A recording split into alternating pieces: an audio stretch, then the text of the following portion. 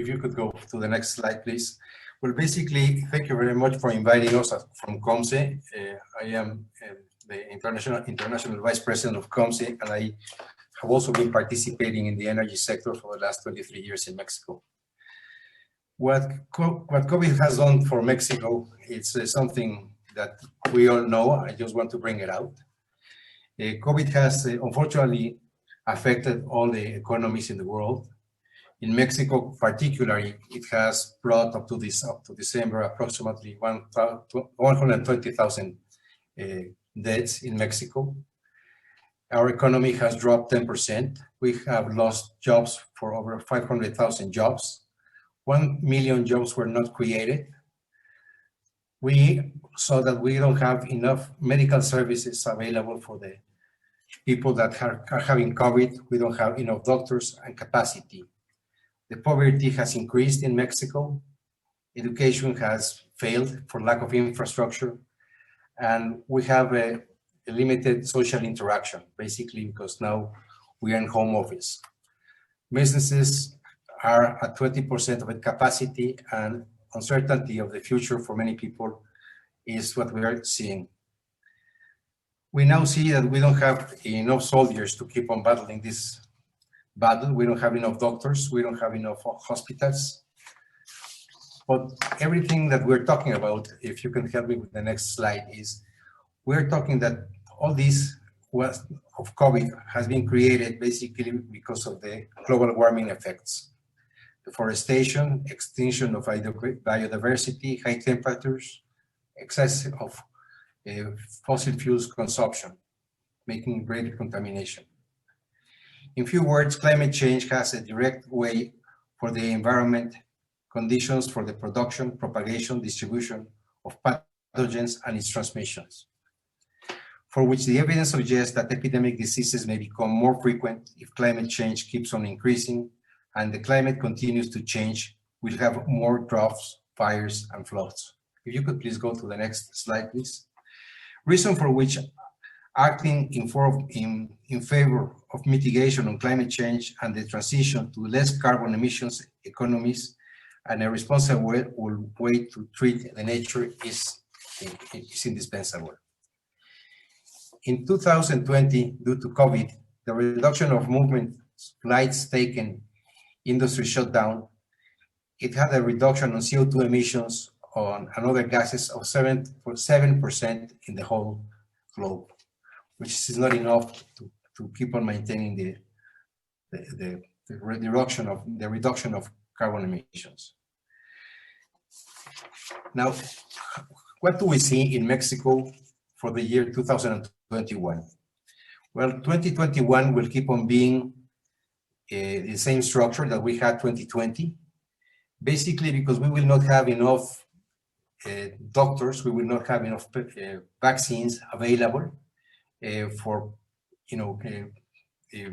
vaccinating the Mexican people. We have 130 million people.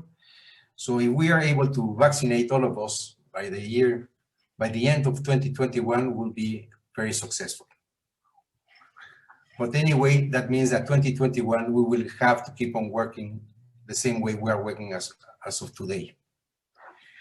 How do we see that these projects of clean energy can be maintained? First of all, as we know, even the Regulatory Commission of Mexico is not operating at this moment. They are shut down. So basically permits for power generation, transmission, and distribution in the public lines is something which will not be very much available. Also because there is some litigation or limitation for the private sector to participate in the transmission and the distribution of clean energies through the lines of CFE. So what we are seeing in order to be able to participate is we should look for projects which are more competitive than fossil fuels. We don't need new regulation for that. We need no government additional investments on that. And we should look for projects which are repetitive, that we can do in several places, similar projects, and accessible to all. What I mean by accessible to all is there is a very large potential for thermal efficiencies in the industries of Mexico. And as well, we just saw one project, or the projects from tequila, which is one specific industry. But we have many industries in Mexico that are using at this moment boilers to heat their water. And we can utilize solar thermal projects in order to increase the temperature of the water and to reduce the consumption of fossil fuels. We can also look for the projects for generation on the lines of potable water with hydro projects, which have an efficiency of 98% and also have a use throughout the whole year, 24 hours a day. This is some projects that we have been pushing. In Mexico, we have renewable projects which have the load factor of 27%, maybe 30%. That means we only generate electricity throughout 30% of the hours of the year. If we put in potable water systems power generation, the potable water systems in Mexico have an efficiency of maybe 97% and are working maybe 97% of the hours of the year. That would put us to have power generation in small capacities in different areas of all of Mexico, almost 100% of the hours of the year at a very minimum cost. The cost much less than what any power plant is doing in the country. These investments, I had the opportunity to study in India, in IIT Roorkee 15 years ago. And in the area of New Delhi, in those 3 years that I was there, there were placed 40,000 mini hydro facilities. Not 4,000, 40,000. Mexico has the same potential, not only Mexico, but Chile, Peru, any country that has transportation of potable water, which is all the countries in the world. We also are looking to produce biogas in the industries from the waste that we have in the industries in order to utilize that same gas in order to substitute either natural gas or any fuel that, fossil fuel that we are consuming. Mexico imports 70% of its natural gas and 70% of the diesel we consume. So basically, by utilizing those fossil fuels, substituting the fossil fuels that we are actually consuming by methane gas that we are at this moment throwing away as waste, we would be on one side having reductions of CO2 and methane, as well as we would be substituting imports and would give us a more competitive and more cost-efficient projects. And these projects are very accessible to almost any industry in Mexico. Most of the projects that are presented in Mexico at this moment and that are presented by the Mexican Business Council, we're talking about $200 million, but those projects are very high investments and very much capital investment. What we are trying to promote is that due to COVID, we should be working on the industries in-house, what we can produce in-home with the residues that we are already producing in our processes. And also taking advantage of the sun at the site where we are going to generate the thermal energy. We believe that if we were to generate the energy at the place where it's going to be needed, the cost of utilizing would be much less and would be much more competitive. Due to COVID, we need to be more competitive in what costs of production are for our products. Also, the consumers are looking to buy products that are more clean in their production processes. So basically, we should take advantage that now we are not being able to participate in these very large projects. We, in the Mexican industry, we have enough industry in order to have many projects that are feasible as well as financially viable. In Mexico, the projects of this sort are not in the cap for the Bancomex or Nacional Financiera, which are the Mexican Exim banks. And they are not for them because the Mexican Exim banks only lend money to projects over $5 million. And these projects are of less than, in much lesser quantities. So basically, what we do have is the possibility to talk with entities like the one that is being introduced with this JC mechanism in order to see if we could bundle projects together and see if that would be of interest of the Japanese group, that we put several projects together so that their financing would be viable for them to bring to Mexico. We see that these opportunities are being taken. Today, the market has changed. We're going to see many developers suffer because they have signed contracts with companies which are not economically viable with this economy of today. For example, the shopping centers in Mexico, today most of them have shut down. They are closed. The cinemas are closed. And some other industries have been shut down, and some of them will eventually open. So basically, our economy has changed completely. The companies that we thought that were economically viable are not viable today. And we have to look for a way to develop projects which are feasible and would have a long-lasting life. Producing producing clean fuels is a substitute of buying fossil fuels. In Mexico, for example, today they are planning to change or produce biodiesel from used cooking oil. I was the chairman of the company. We produce 1 million liters of biodiesel, of B10, 10 years ago. And what we see in that industry is that going to produce fuels for the automobiles today, which consume gasoline or diesel, is not a good project. It's not a good project because today we're seeing the investments of companies that are going to start producing electric cars. So why to invest in an industry that in the very near future will not be there? Transportation will have to change to electricity, or will have to change to natural gas, but not the diesel or gasoline. So we don't see the investment on transportation, if it is not in the electric system, as a viable project for the long term. These investments, when we participate in the energy sector, we're looking for investments that can be there for the next 20 years, not for the next 5 to 10 years. 10 years is a very short time for an investment on the energy sector. And we should be looking at the changes that will be happening in the next 3 to 4 years. And we are seeing that the electric industry in the auto sector, in the transportation, will be present in most cases. We already have Mexican companies producing electric cars.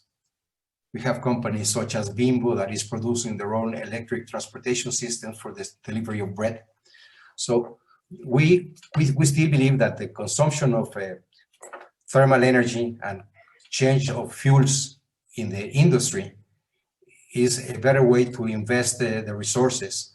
And also it's a cheaper way to invest resources. In Mexico, we have enough electricity, enough capacity. We have twice the capacity of the energy that we require at this moment. So why should we invest in additional capacity in electricity when we don't have enough capacity in the production of fossil fuels? And we can change the investments needed to import fossil fuels for the production of methane and all the gases that we can produce with waste instead of producing electricity. That's what is our perception. Our perception is today, of course, the CFE will keep on investing on renewable energies through their own systems. We don't see why to compete in that specific sector. We believe that the thermal energy with either solar or other sources in the thermal sector is a more viable, more economical, and has a better return, In the housing industry, where we have been participating, producing hot water for houses, the payback of a project, of a thermal solar project, is 6 months in Mexico. An electric project for a house with solar project is 24 months. So basically, we are talking that the thermal energy and the use of renewables for thermal energy is paid back in 1/4 of the time than what producing electricity itself. So we see that today we have very cheap prices of gas. We do not know what is going to happen tomorrow. We are depending upon imports. Almost, like I say, 70% of the natural gas we consume is imported. And there is not a view that there is going to be an increase of production of natural gas in Mexico by Pemex at this moment. So that's why we are looking to invest in the renewable projects in the thermal sector, because we believe it pays back to the investors and gives more certainty also to the Mexican industry, as well as we have a better balance of payment as a country. These are some of the points that I just wanted to touch with you. I think that the opportunity of Mexico is fantastic, even though we had a very drastic increase. We, as in Mexico, had growth in the agricultural sector. The agricultural sector has a great potential for production of energies with the residues we have. We are not really producing very much energy in biodigesters. Biodigesters is a very old system. It's like the hydro facilities. Hydro facilities have 200 years or more. And biodigesters, we are not taking advantage of the waste we have. Just in Mexico City, we are nearly 20 million inhabitants. We have, I don't have the numbers, but the Minister of the Environment does have the numbers. The volume of waste we dispose every day is huge, and we are not really taking advantage of those possible projects. They have been talking about them, that they are going to do them, that they are going to happen, and they have not happened as of today. We believe that is the present for the energy sector. I think that we should be utilizing the gases that we are producing and not just letting them be burned or sent up to the atmosphere. That will have a cleaner city than any other project itself. We have a lot of wastewater in Mexico. You can produce with the wastewater in Mexico in the traps of the system of Mexico City, utilizing the methane which is produced in the city itself. You can produce energy that you could be utilizing directly into the buildings of Mexico. Those projects are available and the technology is available. Those are maybe the older systems, and maybe because they are the older systems is that we don't believe we should be using them. In Mexico Republic, the whole country of Mexico, in the last 5 years, only 3 mini hydro plants have been built. And we have several rivers, and we haven't taken advantage of the administration of the water. And the administration of the water compared to the administration of the wind we cannot administrate, neither the sun.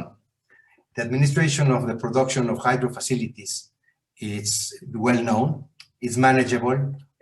You can see all of Europe managing their small facilities to produce electricity. You know when you produce electricity and when you cannot produce. So I think we should be looking a little bit to the past. We always want to look to the future with new technologies. And of course, we have to be open. But we have to take advantage of what we have and the resources we do have. And it is very viable and very efficient and very cost effective. And it is very administratively feasible to do renewable projects with all technologies that are available, and not necessarily have to create new ways. The legislation is here, it is available for all of us. It has been in place since many years ago. we do not need any legislation changes. They are already in place. And especially we should not be looking at legislation changes because today with COVID, our institutions, some of them are not really operating, not because they are not good. They are not operating because we have COVID. Not all the people are going to work there in home office. La Comisión Reguladora de Energía, our Mexican Regulatory Commission, at this moment is not operating. So basically, if we want to do a project within the next 12 months, we should do projects that don't require those specific permits. In-house, inside our industries, we can do our projects for self-consumption. And there is no regulation. We have to comply, of course, with everything on the environmental sector. But what we are going to do is we're going to do better job by enhancing what we have than what we have today. So the environmental ministry will be very happy for us to develop this type of projects. For example, in the cooking oil business, I was, picking up from maybe many of the restaurants of Mexico City, maybe 500 restaurants from Mexico City. I used to pick up the cooking oil every week. And believe me, it's a headache. And I used to pick up also from other very large companies, maybe 100,000 liters per month for one company. I don't know why we did pick up that waste. If that same oil, if we would clean it in the same place, we could be burning it in the boilers. Sorry to interrupt you. We're running out of time a little bit. Okay. Maybe if you can wrap it up in about 2 minutes. Thank you very much. That's not a problem.